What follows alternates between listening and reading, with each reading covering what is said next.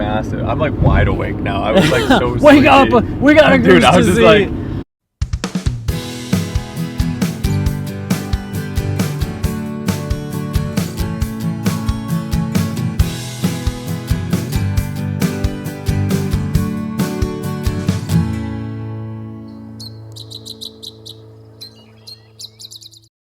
seeing a rare bird after a long chase is exhilarating, but missing on a rare bird can be incredibly deflating.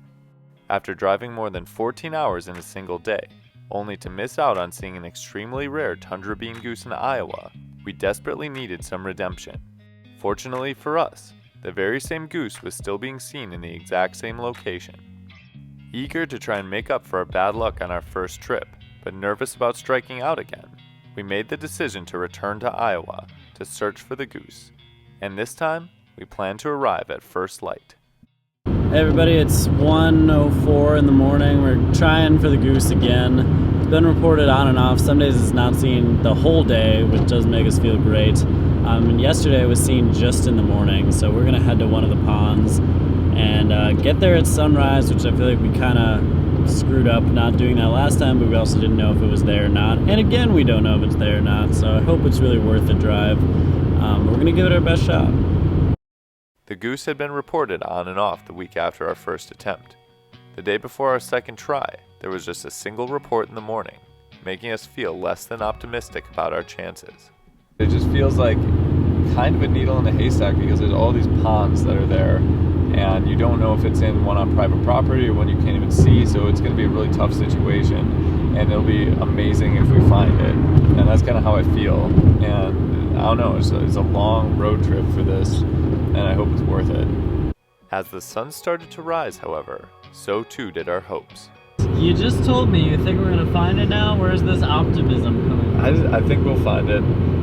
We have all day, and it's gonna be hard, but I'm hoping it'll pop up at one of the ponds or some other birder will find it or something. I don't know. I just feel like we're gonna put in the time, and if we don't find it, it won't be for lack of trying. Eventually, we arrived back in the small town of Lamoni and went to the last known place the bean goose had been seen. Showed up at the pond where the goose was last seen, and it's pretty frozen. We honestly really haven't seen many geese at all. One of the only places we've seen them was like off the highway, and we tried to access it from a different way, and there was a fence there, so we couldn't do that. So we're checking out Lake Lachine, which I'm hoping will have open water because it's a bigger body of water. Some places we have seen good open water, there's just no geese there, so it seems very quiet. I get the vibe there's not a ton of people looking yet. I don't know if people are waiting till a little longer. We did have a flock of American tree sparrows on the road though. It's been our most interesting thing so far, probably. Yeah, so far really hasn't been too eventful. Are we gonna give up? Not yet. No, we're not giving up. Thus began our day of checking pond after pond after pond, hoping to find any sign that our target goose might still be around. At one of our stops, we managed to find some birds, including a downy woodpecker, a blue jay, and much to our delight, some geese flying overhead. After spotting some birds from the road here, we did have a couple flocks of geese. Looked like all Canadas from what we could tell, but it was really nice to hear that call and know that at least things are moving around. So hopefully we'll kind of reshuffle the deck this morning and maybe some will show up on these ponds that we're able to view. We made our way back to the G Pond, the place where the goose was first found. On this day, much of the water was actually open, and Canada geese were gathering. The G Pond, where the bird was originally found, is open, and so we are accumulating Canada geese here, so that's a great sign. Hopefully they just accumulate more and more, and it brings in the bean goose, but I don't know. But I think this is where we're going to stake out for the rest of the day. I think like once we start seeing wild geese come in, like if there's any snow or rosses or more cackling, I think that's going to be our best sign. Definitely. Because it seems like the bean goose is kind of in a group. There's some more coming in too. We're going to scan them as they come in. They may be. I think they're going to come in. You think they're coming this way? Yeah. Eventually, the flow of geese ebbed, and we moved on to take a look at some ponds across state lines just in case the bean goose had moved south. We're now dipping into Missouri to check out a point our friend Ben gave us, who was the original finder of the goose. He's not searching today. He had to travel actually, but we were checking out some of the spots he gave us and couple of them are in Missouri because we're that close to the border. So now we're getting Missouri birds. I see a Missouri crow. Shifting between Iowa and Missouri, cruising the open roads yielded pigeons, mallards, and an American kestrel, but not our target goose. We circled back to all of the ponds we had already checked multiple times, still without luck. We did, however, find a dark morph red-tailed hawk that perched long enough to give us some nice views. Looking at a very cool darker raptor. It looks like it's either a Harlan's redtail or a dark morph rough-legged hawk. It's too far out to tell right now, but we should be able to lighten the pictures and figure out what it is for sure. But nice to see this, and we also had a northern harrier earlier, so some predatory birds are out and about. We also had a kestrel earlier in the day too. We decided to try the one place we hadn't been able to look yet, the private farm pond. We secured permission to go on the property and made our way out through the cornfields. So this is a place to my left where a Tundra Bean-goose was the other day, and this is where people had it right before we got here the first time, and then it was gone by the time we got here. And I started out, not really feeling optimistic, but like I had some hope we could find it. We hit basically every pond in this entire town, and we have not found either the bean-goose or the Snow or Ross's geese that were supposed to be with it. So I don't know if they're all somewhere still or if they took off and headed north, but it's not looking great right now. We still have time, but the hopes are dwindling. While there were no birds on the ice, we did manage to find a song sparrow, as well as a species quite at home in fields. Just picked up some horned lark in the field here. We were kind of wondering why we didn't see any sooner, so it's nice to get that species for Iowa. Just walking back, there are some geese flying over. There's 3, so hopefully they're heading to the G pond. Maybe our bean goose will be in there at some point. Taking a little snack break. We are at the G pond, which is the place the bird was originally found, and there's Canadas and cackling here, but nothing else. And so apparently the snow rosses and white-fronted goose that have also been here were apparently regulars. Now they're not here, so that's really not a good sign. We're just kind of hanging out, probably cruise some more ponds. We've done a lot of searching today with no luck, so it'd be nice if the bird just came to us, but it rarely works like that. Keep trying.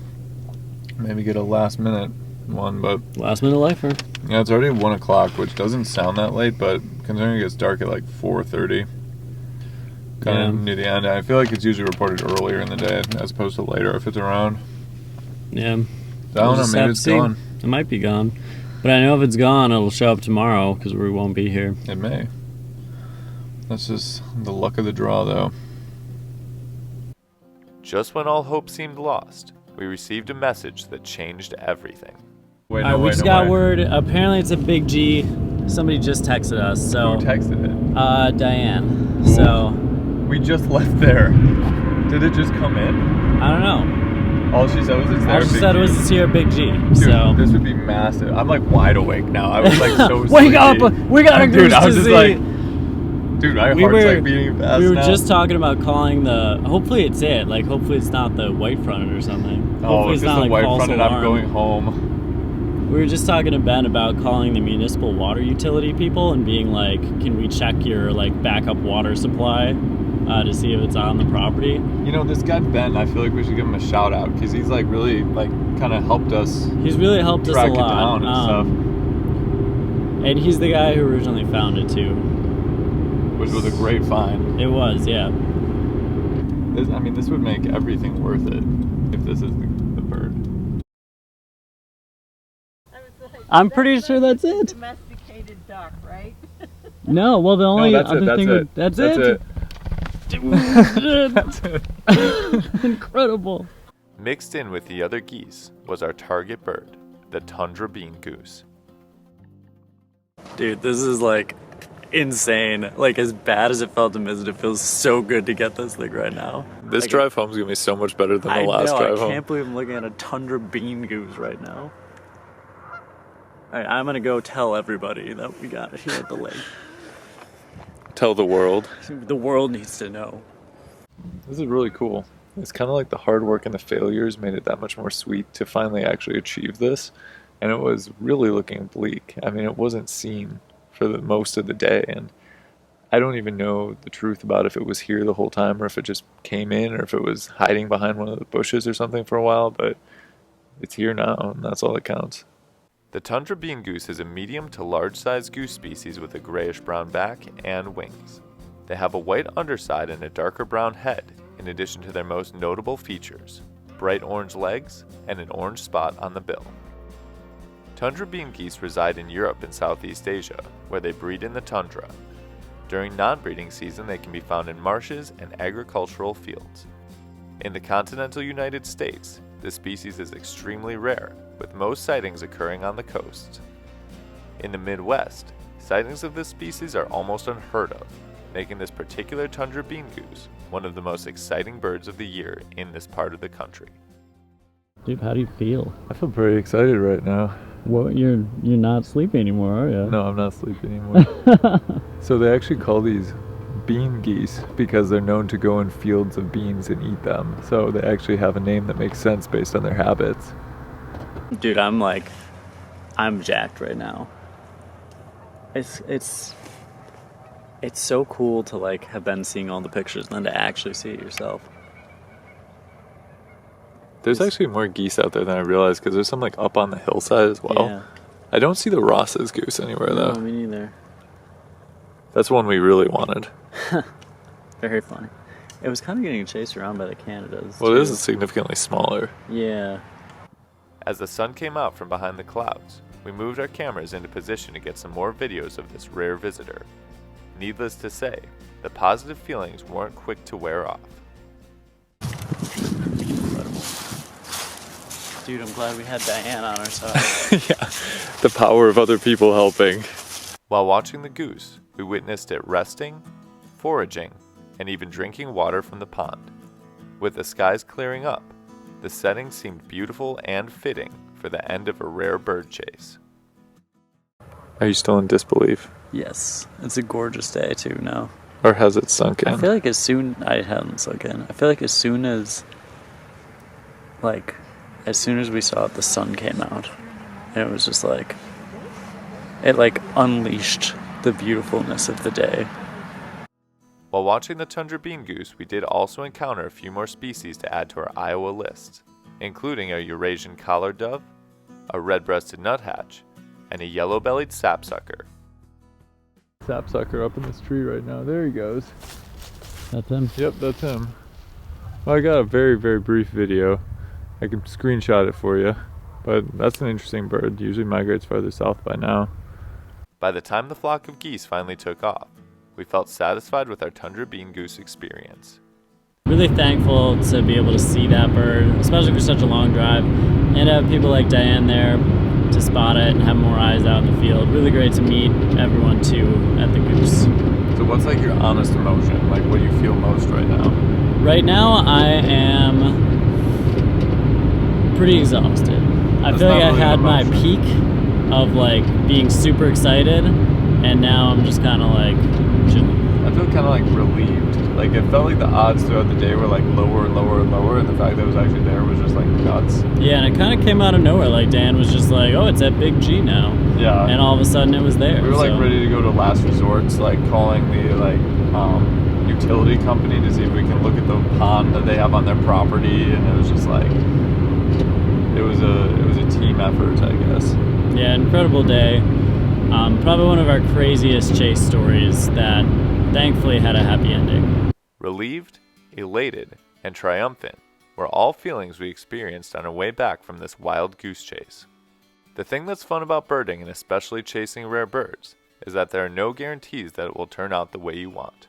However, it really does make it that much sweeter when you finally find what it is that you're looking for. I firmly believe that our first trip to Iowa when we missed seeing the Tundra bean-goose made our second trip that much more special, and certainly added this whole experience to our list of birding memories that we won't soon forget. Thanks for watching. We'll see you next time on Badgerland Birding.